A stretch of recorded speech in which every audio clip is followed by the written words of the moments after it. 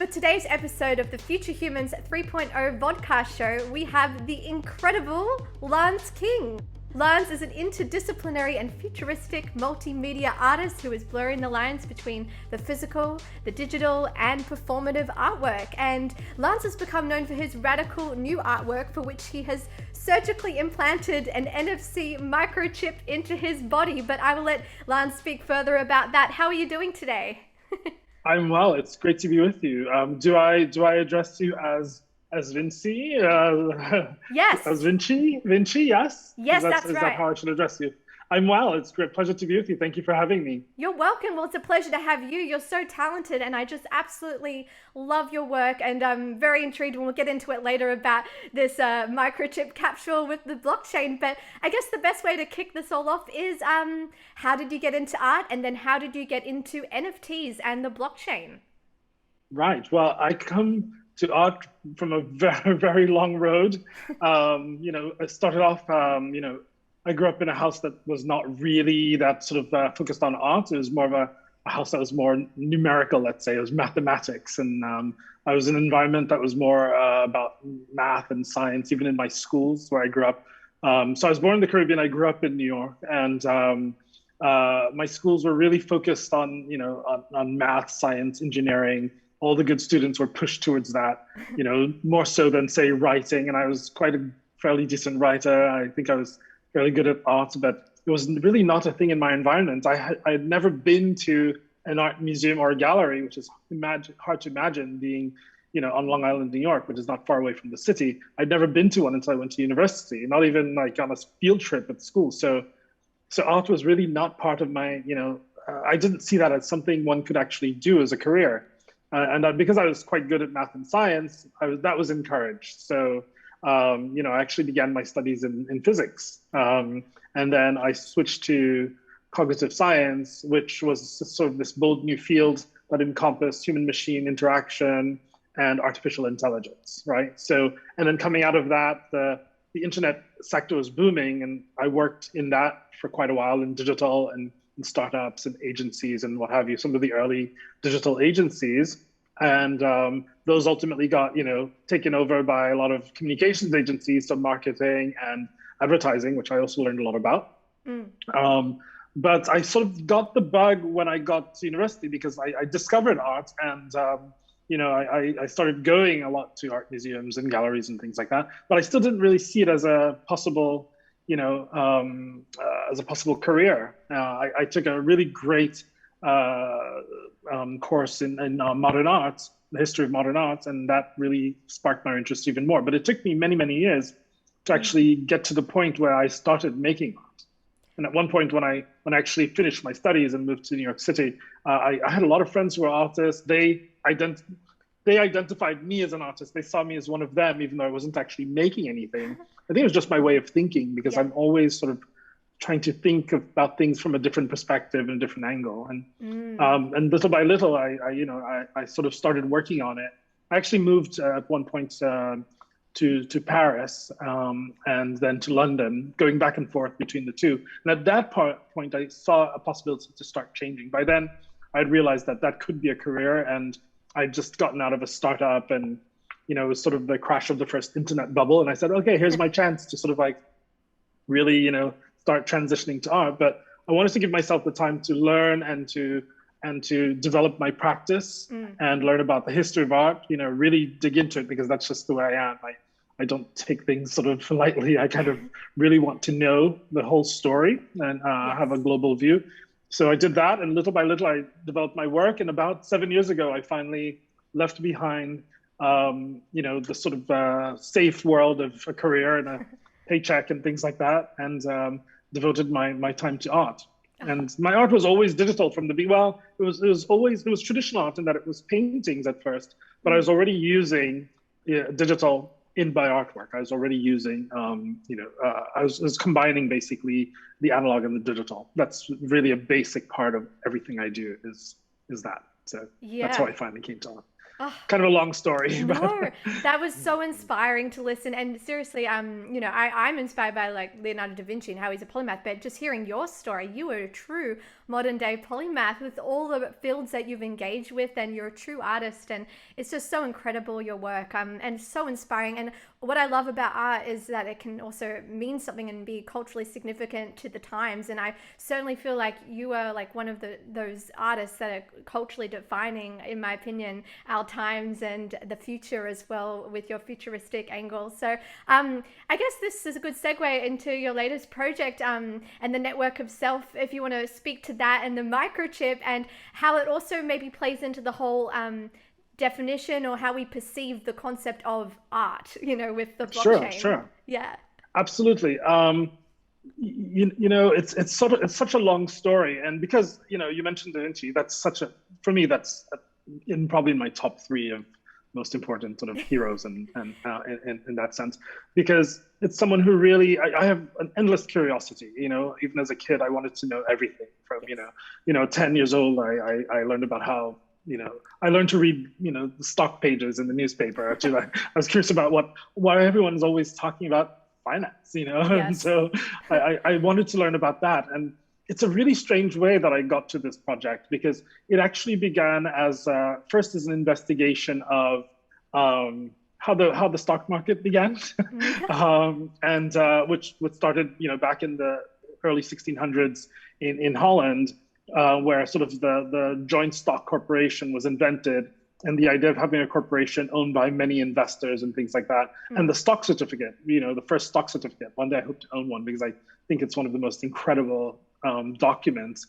So one day go and look up the first stock certificate. But yeah. I almost started a project where because I was an artist who didn't come from sort of the traditional art world or the traditional path, I was trying to find new ways of financing my work, so that it wasn't just about selling the work, but more about having people who believed in me and wanted to invest in me. So I actually looked at creating a stock certificate to represent myself as an artist. Oh, wow. And that I would sort of make that as an artwork.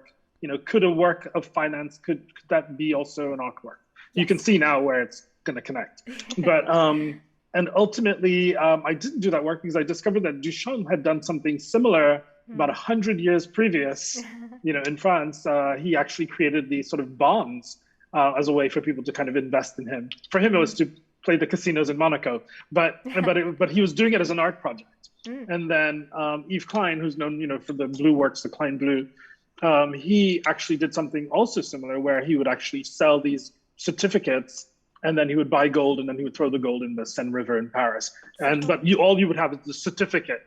You see where an NFT is beginning to form, right? Yes. So when crypto, was sort of burgeoning, I wasn't actually there in the early days, and usually I'm really on top of these kinds of technological developments, but I wasn't really there in the early days because I was trying to get away a little bit from the digital world to make my art. I wanted to paint, that was my main thing. Even though I was still using, digital technology to make my painting, I was bringing it out of the digital world and putting it on a canvas, on a natural surface, like a piece of linen canvas. Yes. So I thought I was getting away from it, but it's so funny because it's all come full circle now. So yes. When I finally discovered crypto, it was probably in 2017, and I discovered that companies were using this now as a way of financing, using ICOs, initial coin offerings, to finance their startups. And I thought, what an interesting thing. That could be an interesting art project, similar to the project I wanted to do with stocks, but using today's technology and financial techniques as a way of financing the work of an artist. So I thought, I'll coin myself. I'll turn myself into a coin.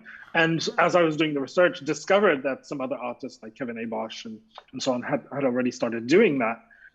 So I sort of put that aside. But in doing that, as I was sort of beginning to promote that idea, someone discovered me and included me in their master's thesis at Sotheby's Institute, because they were doing a thesis about art and blockchain. Wow. And they included me into that. That person is Jess Holgrave, who's an important person in London in the whole blockchain world. Mm-hmm. And she actually shortly after her master's, she founded a company, and she came from the world of finance. She founded a company called Codex Protocol, yes. which is was a way to register artwork on the blockchain. And at the same time, I discovered these like microchips capsules. I'd read about these microchip capsules that could actually insert it in the body, in the hand in this case. And I thought, that could be interesting. Instead of just registering one work, I could register my entire artist self, and then everything that grows out of that would become a work. So when I first registered that work, I registered it as a work called "This is my body," and then in brackets of work, because it was my body, it was a work, and it was then going to be tied to every work I did because it contains a code. I use algorithms when I do even my paintings. I use algorithms to do this kind of code that gets sort of written on, printed on my canvases. So the idea was, so I stored the algorithm, at least the heart of it. It's somewhere between an algorithm and a poem on the chip. I stored the code, the registry code on the chip. And then I put that in every work I do now, whether it's digital, physical, phygital, whatever, that code shows up in every work. So there's no denying that those works are me. Those works are my output, right? So it started as that. And then that work just started sort of growing. And then I started working on NFTs in 2019. I met someone, Sasha Bailey, who started the Blockchain Art Exchange, which is one of the smaller exchanges. He has a sort of very open philosophy. It's not one of, he had an early platform, but it hasn't become one of the larger ones, but it really works with a kind of heart. It's not really there for profit. It's there to it has a different ethos, ethic, basically, different ethos. It's the whole goal is different. The mission's different than, say, Nifty Gateway. So Sasha got me involved in NFTs. He recommended doing some NFTs because he thought my work was, well aligned with that whole new world in technology. And then shortly after, I got in touch with Tyler Winklevoss, who's one of the Winklevoss twins, who were the initial sort of creators, if you want, of Facebook, before Zuckerberg sort of took it away from them. They had recently bought Nifty Gateway, and so he invited me to actually do a drop on Nifty Gateway. And that's basically how I got involved. And from the very beginning, I really wanted to do some work that was somehow connected still to something physical. So I connected it to the microchip. And so all of even though the work is very visual and so on, I wanted to connect it in some way. And besides the code that's embedded inside in those works, they're actually also in the form of a capsule, which is like the microchip capsule that's been embedded in my hand. So I decided to use that as a form. And that's actually, driving a lot of the aesthetics of my work now, whether doing those purely digital works but it's also being developed as objects, as sculpture, and so on. The form of the capsule, besides like what's in it, the microchip and all of that, and the information that's on it, and what it means, that I'm linked to the blockchain and so on, that I'm registered on the blockchain. The form has actually become an important it's a way of, I usually use the word encapsulating some of my ideas into what is a literal, or virtual, capsule. So wow, that's so incredible, and I think that's like, I have not heard any project like this. Like this is literally like the first, I think, and it's just one of a kind. So. Yeah, no, for sure. It's so cool, and I recently rewatched the Da Vinci Code, and now hearing more about your project, it makes me feel like this is like embedding your code on the blockchain into your physical artwork. So people, 100 years, 200 years in the future will come back and they will study your work like this. Like this code and piece of art, and join all the dots, figuratively speaking, together. It's just so inspiring and so cool. Thank you. And exactly, I think it's funny because I've had that film in mind. I saw it. I've only seen it once, strangely enough, given that I sort of, I'm also kind of obsessed with Da Vinci. But I also wanted all of the work to be connected. I do all of my work under sort of this one umbrella that we'll probably get into later, called the Hyperreality Show.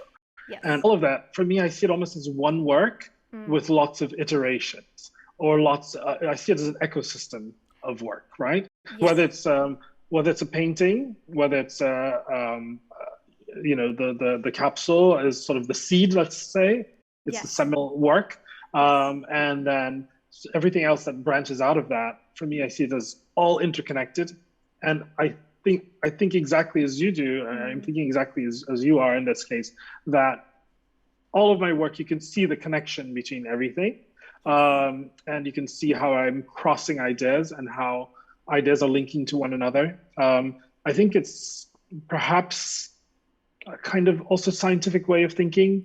It's also maybe a little bit of a spiritual way of thinking, that all of these things are interconnected. And so because my work is also me, and reflects sort of very, my personal history, my story, but also just my way of kind of seeing the world, the interconnectedness of things, the way things are interlinked.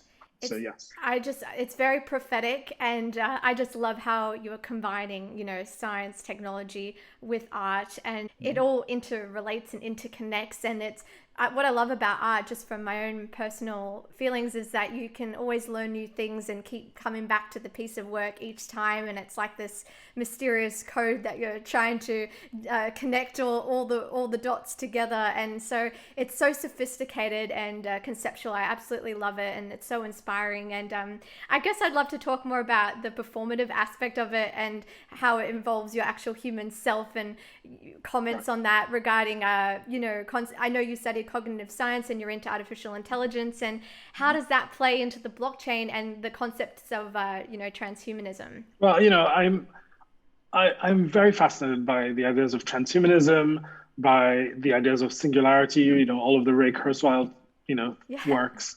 everything from thinking about how we're going to evolve as a species, because I obviously we're kind of out of evolution now, let's say, right? Because we sort of controls to some extent what happens in the natural world. So natural evolution can no longer happen. We're probably not going to get smarter.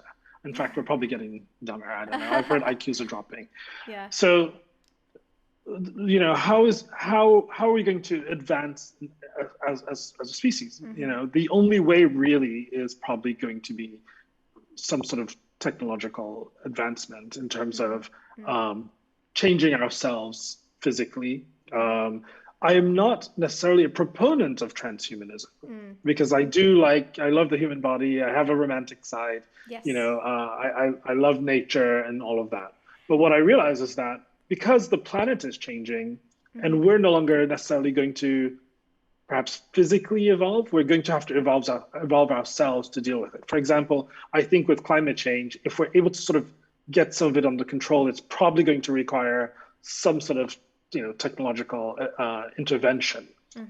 If we're going to colonize and go out into space, the human body is not adapted at all, adapted to be to live in space or to live on Mars. We will have to somehow modify ourselves. I mean, look at me.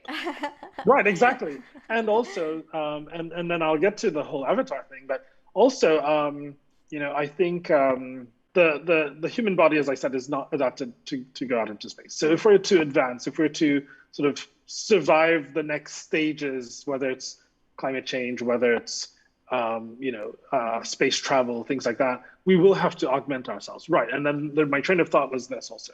If there's to be artificial intelligence along the ideas of Kurzweil, if we create something that's so much more intelligent, in order to sort of keep up, we will have to, in some way, perhaps join with the machines, join with these intelligences so that we can continue to be relevant. And then the part that's important to me, which is why I always talk about the and, it's not humanity or technology. It's not analog or digital. It's not real or virtual. It's always, for me, the and. If you've seen my symbol, it's these sort of two ampersands interlocking and sort of reverse, right? You've probably seen that symbol around. On so your that's website. That's basically my whole philosophy, which was something I came up with from the very beginning of my work, is called the new synthesis. And the new synthesis is like Hegel's dialectic of synthesis, thesis, antithesis, synthesis, right? So basically you've got what was, what is sort of becoming, and then the two join together to become the new synthetic or the new synthesis. Wow. So the new synthesis is basically it's a human machine hybrid of some kind. Yes. Our world is becoming that. And as I said, if there's artificial intelligence, there's no way we can avoid it. Whether it's something like Neuralink, like Elon Musk's project, and then the other thing is also telepresence. So what we're doing here right now, and also you're being able to represent yourself as an avatar, Yes. which has so many implications, and we can talk about those as we discuss the metaverse and all that sort of thing. But just the idea of perhaps we physically won't travel to another world, but perhaps we'll send the machines, and then we will have a sort of telepresence through our avatars, through our digital twins, and so on, that are able to travel to without endangering the physical human. So I think that's just the way forward. There's almost no avoiding it. Technology, computers began as these massive things that fit into rooms, and then they got smaller and smaller to where they're now in our pockets, and to where we're wearing them, whether it's watches or whatever, and soon they'll be inside the body. And in implanting this chip, really, I'm sort of raising awareness that this is coming. We are already cyborgs in a way, because we're so dependent on technology. Technology is just an extension of our physical and cerebral selves. A way of augmenting those things that we can't do. A hammer is stronger than the hand, if you want to break something. Yes. And a computer is perhaps faster at calculating things than we can. So if we can, of course, combine the strength of the two and bringing our humanity, all the things that are good about humanity, such as creativity, love, spirituality, all of those things are things that we must maintain. So in a way, we must be more human than ever and bring those good things into this new synthesis, and try to get rid of some of the horrible ones that makes our world difficult and causes suffering. But to try to bring our best selves into this new synthesis and extend ourselves using technology for general good of humanity. So that's my sort of romantic utopian view of all of that. I'm just soaking in all of that beautiful knowledge right there. You've hit the mark, because I totally can understand and appreciate where you're coming from, and you're raising awareness about technology and artificial intelligence, but you're also embracing the beauty of humans. And I really, really appreciate and relate to that. And it's interesting because I'm calling the show like Future Humans, a podcast show. And Yes. What is a future human? How do we define humans? I mean, those are things I as well think about. And I think your art speaks to that and makes people like myself ponder. And like, as you were saying with my character, technically, she's a super sentient AI superheroine character, but it's been right now mocapped by a human. But the point of me trying to portray being a super sentient AI, is to come from another angle and also, embrace the idea that this is where it's going. But at the same time, we got to appreciate and value, as you said, the spirituality, the creativity, the love that humans have got. So it's not about overriding humans. It's about that partnership. Of course, exactly. Yes, and exactly, what? and I love that theme of future humans. I think that's everything really that we should be thinking about. Yeah. So I think that's a fantastic topic to dig into. Yeah, and it also makes me, it's funny with the this relates to what you're saying with the Vinci project. The Vitruvian Man. I saw like this meme online of like a half cyborg and half man, and so it all relates into what you're doing. Like you've got an actual chip in your hand. It's registered on the codex. Like you're this modern day cyborg Vitruvian, man. And I really appreciate what you're doing, and it's just so exciting and culturally significant. And I think the future generations will look back at this and what you're doing and really value the cultural gravitas of what you're doing as well. Thank you so much. And I love what you're doing. I love the work that you're doing. You are projecting forward. You are thinking about this. You said super sentient AI. I'm constantly thinking. I've been trying to think of a good story because to write, because I do like to write sometimes as well. Yes. but thinking about what happens, I'm always thinking about what happens the day after an AI wakes up, Yes. and becomes sentient. And that's, for me, is perhaps will be the most incredible day in human history, or will be the most fundamentally, life-changing, maybe except when aliens arrive or something, if they're not already here. But that will be a day that will change everything. That's why we call it a singularity, because we almost cannot predict what happens afterwards. I think all science fiction, that is almost wrong, because when we look at most science fiction, humans are pretty much like they are today. And I think people are thinking, well, we're pretty much like we were 200 years ago. So of course, in the future, when we have these AIs, we're pretty much going to be the same. I think it's going to be a fundamental change Yes. in humanity, in the planets, and everything. And everything will change at that point. Because if you have something like a super sentient AI that can, I don't know, control things, say, at a molecular level. Think about the implications. Everything changes. So, of course, that would change everything. And you know what? That's so true. And I'm going to relate it back to what you're doing on the blockchain, because the blockchain relates to the metaverse, which people just think the metaverse is virtual worlds, but no, the metaverse, from my understanding, it's the internet of everything. It's everything merged together, right? And so what you're doing has so many implications, because right, when we're looking at this concept of the open metaverse, not siloed worlds, right? People want interoperability on the blockchain. And so what you're doing is, well, with the microchip, and you're actually involving your human self. What would be really interesting, and I had such an interesting conversation the other day with someone called Doug Thompson, who's a writer, and we're talking about the company Crucible that are doing the blueprints of the open metaverse, and, your avatar agent, and self-sovereign identity, as well as proof of humanity that you're a human, like, because there will be AI, or will AI build the metaverse, right? And then there's that concept of, well, with everything that you're saying, and with where the world could go, what would be defined as proof of humanity, right? Right. Exactly. Where and it's always that blurred line, that's really sort of what hyperreality is, right? It's that blurring line between here and there, between the real and virtual, and all of that, humanity and technology. And yes, it's exactly that. What will define what is human? How do we define what is that proof, and how do we prove it? And I agree. And SSI, for me, as you can imagine, is a very important subject, because the extension of this project now is that I'm extending it to, it's not the chip itself. The chip is the registry, but I'm going to be wearing a variety, ingesting all different kinds of technology. So, for example, there's this pill that you can ingest that will take pictures of your insides. I'm going to be wearing a bracelet, something like a Fitbit, but modified, that will actually track my whereabouts and all of my sort of relevant vital information, and visualize that in you've probably seen, I think I sent you a video to show you what that looks like. And actually visualize it on a sort of dashboard that someone else could look at. It could be a collector, it could be a group of collectors. I don't know ultimately who it will go to. It's probably going to go to some sort of DAO, because I'm looking at creating a DAO to sort of own that project.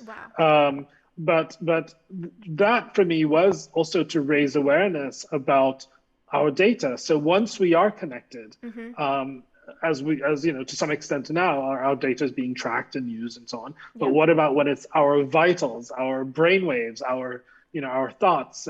Who has access to that? Who controls? Who has sovereignty over that? And the importance of maintaining sovereignty. I was just thinking about the other day, being able to tag everything that represents us, right? So, we can make videos now, and we can change a face and all of that. The only way to verify that would be if we have some sort of SSI way of, that I can stamp that and say, yes, that is me. And if I haven't done that, because, truth is a big issue now, right? So determining what's true is a big issue. And just as determining what's human. And so we will need a way to validate everything that represents us as being true, as being real, as being truly coming from us, true representation of ourselves. So even your avatar, how do I know that someone isn't controlling your avatar? I will need some way, Yes. using the blockchain, to validate that I'm speaking to you. And that this, even if it's your avatar speaking to me using some sort of AI, that this avatar is speaking on your behalf. Yes. So you would need to sort of digitally sign and give permission for this avatar to represent you, so that I know also that I'm speaking, to the real, Vinci. Yes, So, exactly. It could be an AI deep fake, or it could be Exactly. someone else, impersonating. Exactly. Yeah, of course. So that's Exactly. so important. But it's really interesting because like you are actively opting to share all this data, and I think you were saying you were talking about brainwaves, which is incredible. Right. Well, yes, I'm opting to share. I'm a very private person. Even when I use social media, I use it in a very specific way, mostly to share my artwork and things like that.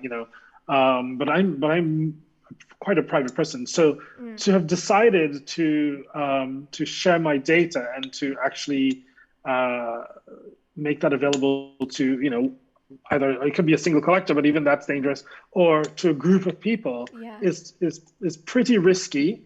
And I think it really puts me in a very uncomfortable position. But that discomfort is, I think, a good place to approach art. Yes. Right? Out of your comfort zone, as they say. Yes. So and also I'm doing it again to raise awareness that this is something that could be imposed upon us. Maybe perhaps one day we will have to wear these, we'll have to have these microchip implants.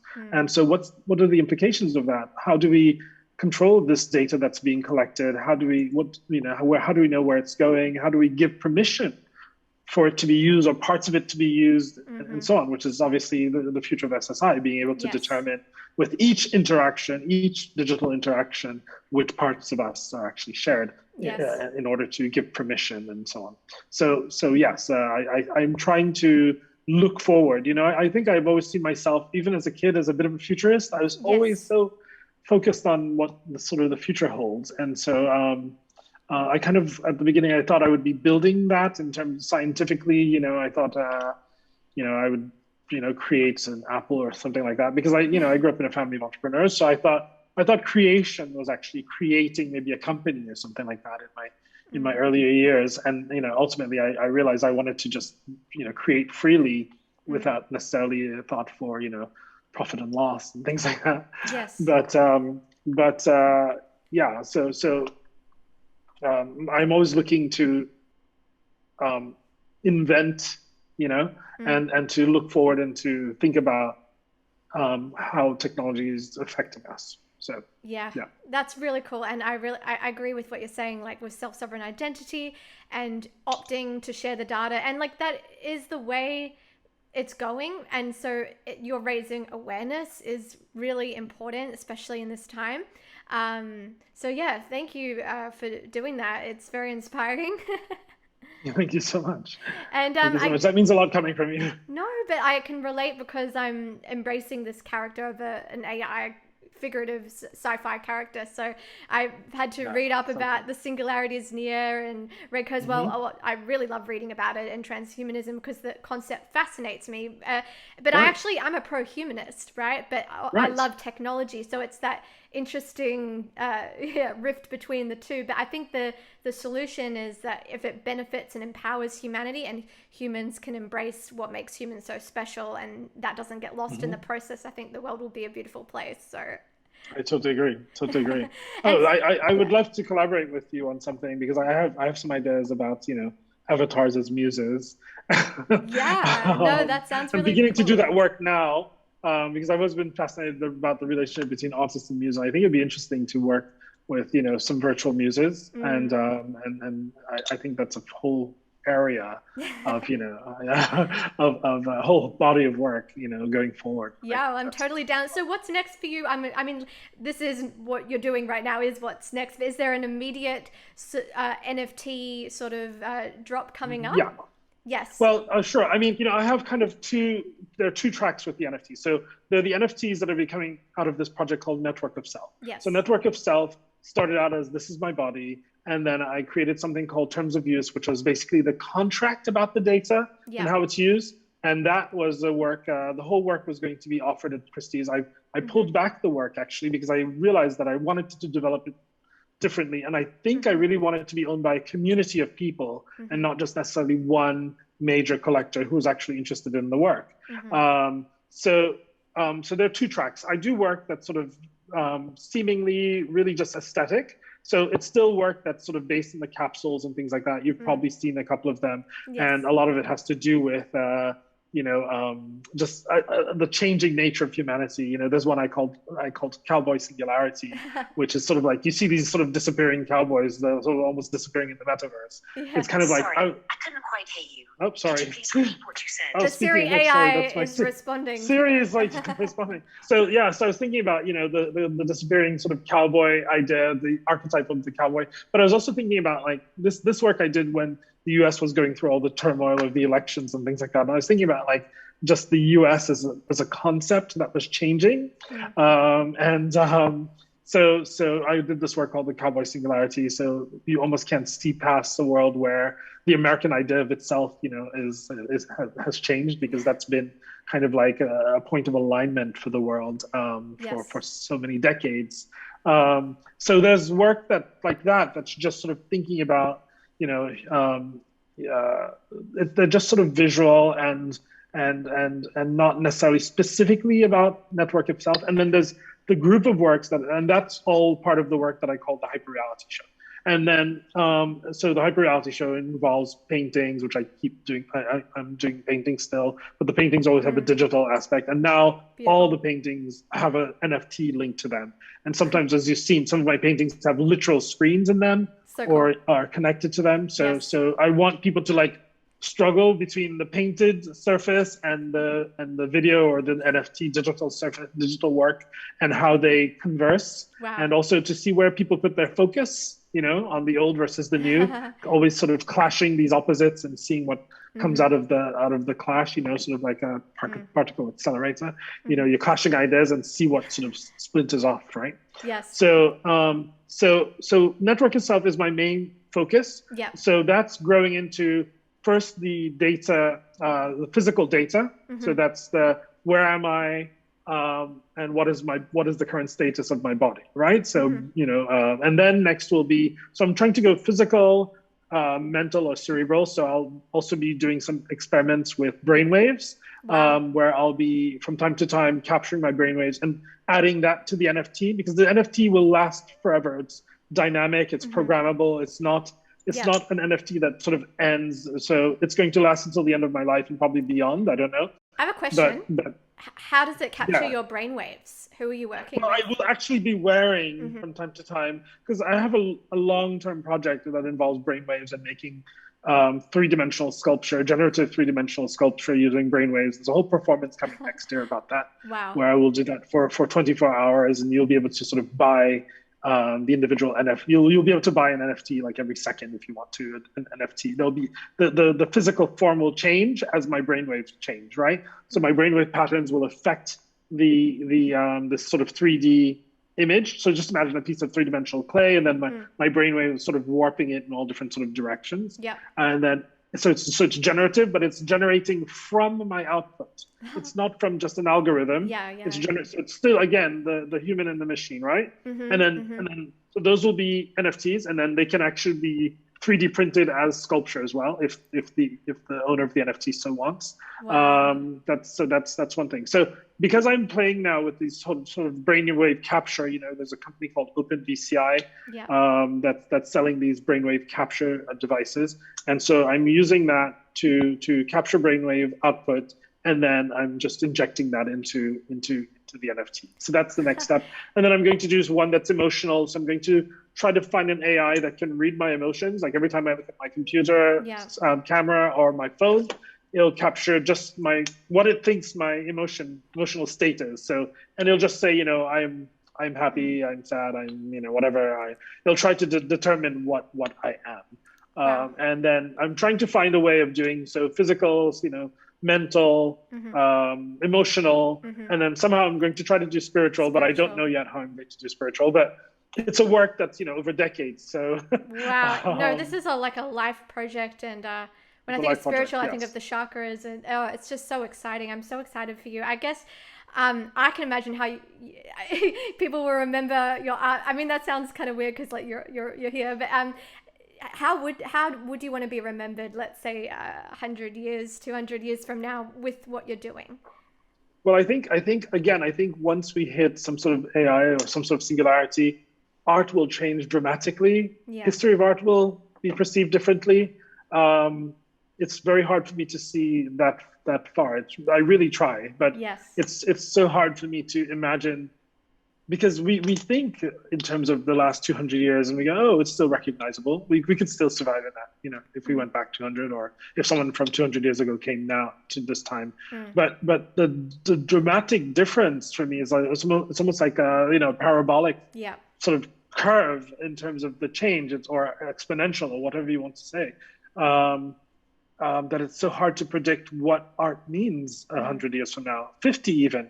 Because when I see what's happening with this acceleration towards digital art, and it's going to accelerate, you know, it's hard to predict even what art looks like in 50 years, you know, with a generation that's coming, that's going to be, you know, metaverse natives, that's used to you know, everything from decentralization to dematerialization.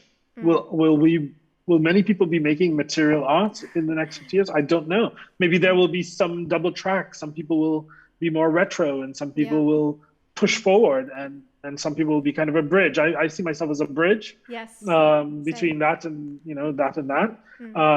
So it's hard to predict. What I mean, I would like, you know, my ego, I suppose, would like for me to be remembered for having contributed at this point in defining sort of the next 100 years, right? So I'm not going to pretend I have grand ambitions for my art. I would love to be a kind of Duchamp who pushes art forward in some new way, who's redefining what art is. I think it's very important for me to help to redefine. Like, we've sort of been on the same track for about 100 years. You know, of course, we're still doing paintings that's hundreds of years or millennia old.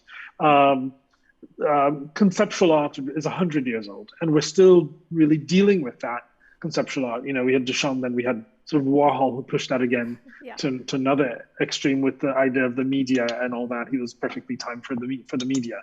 So I think I want to be an artist who represents this time, right? So who represents this change in humanity and this change in art, right? And to try to find new ways of making new art using our current tools, you know, while still respecting the traditional and the old, but just finding new ways of expression by bridging together, you know, science, technology, art, a sort of theory of everything, a sort of grand unified theory, no longer separating out you know, these parts, but like Da Vinci, really pulling them together. And, you know, in his art, of course, he's aware of, you know, proportions and perspective and the mathematics of proportions, and, you know, and all these sort of things. and he's aware of anatomy, and that's why, you know, he can paint the way he does, and, you know, and so we are at a sort of renaissance. And so there's an opportunity really to create new things, you know. I think we're just at the beginning, you know. A lot of the work we're seeing, of course, is almost like, you know, it's almost like thinking about science fiction and things like that. So a lot of the initial digital work, sometimes it can seem a bit sci-fi and so on. But I think, you know, art is ultimately always about thinking about humanity, right? So I'm trying to find a way to express what's happening with humanity with today's materials and tools and technologies. So, yeah. Lance, thank you so much for joining me today on the Holoship. You're so inspiring. I honestly believe you are this new age Leonardo da Vinci in your own way, with your own art. That is too much for me. No, but I really, from the little that I've looked at your work, and I'm now fully immersed in it, but I just really... I'm just so inspired and in awe of what you're doing. So let's definitely keep talking, because you're making amazing We'll talk work. And we'll hopefully work together at some point on something that'd be really fantastic. I'd love that. All right. Well, thank you so much. What you're doing is inspiring me as well. So it's making me think about a million different things that I could also integrate into my work, and that we could work on potentially as a collaboration. Beautiful. So, That's what the especially show given is the all distance. about. Yeah. That's what the show's all Yes. about. Future humans, and as you said, empowering humanity, but being cognizant of technology. That's what the Future Human show's all about. So thanks once again. Thank you so much for having me. It's been really a pleasure, and we'll keep in touch and see where all of this goes.